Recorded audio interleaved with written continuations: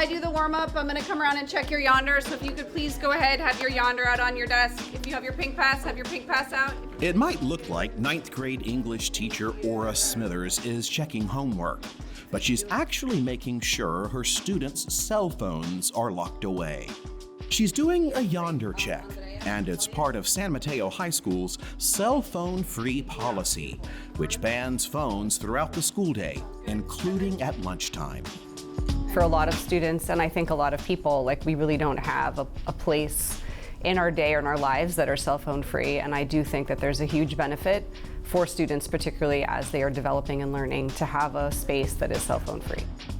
To create this phone-free environment, the school provides each student with a secure magnetic lockable bag called a yonder pouch. Students must bring their pouch to school every morning, turn off their phone, place it into the pouch, lock it, and store it away, all before the first bell rings. After their last class, students are free to unlock their pouch at bases located around the school campus.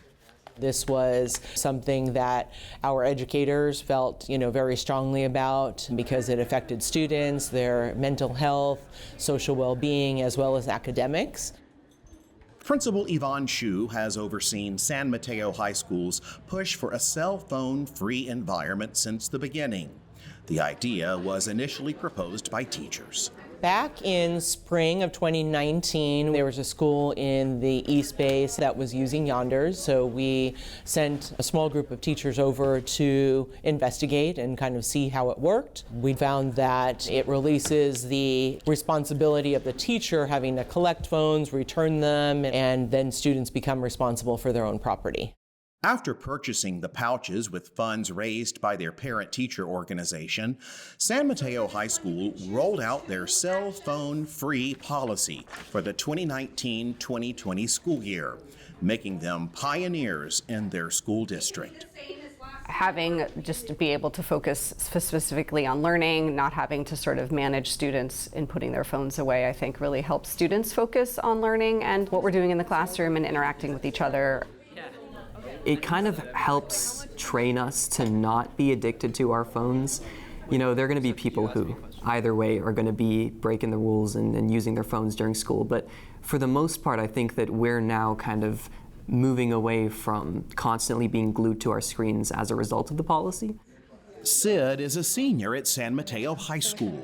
He says he had an adjustment period after arriving here from a middle school that had a less restrictive policy. Coming into high school, it was a little odd not, being able to scroll through apps whenever you wanted to and write down other people's numbers on your phone. But it's really small things like that you missed out on. I'd say that the benefits were a little bit greater. And so I think now, junior, senior year, I really appreciate it a lot more. Although the school is cell phone free, there are exceptions for medical and safety reasons. And students can still call their parents from the school's office phone if needed. The trade-off is worth it for students like Lulu. San Mateo is a very social school, and we're kind of known for that. And I think the yonders play a big role in why we're so social, because people talk to each other way more. It forces you to get past the awkward stages of friendships, which is really nice because I could just be on my phone and hide away from awkward scenarios if I wanted to, but this allows me to step out of my comfort zone. Sid and Lulu are just two of many students who see the positives of a cell phone-free campus, but not all their peers are on board.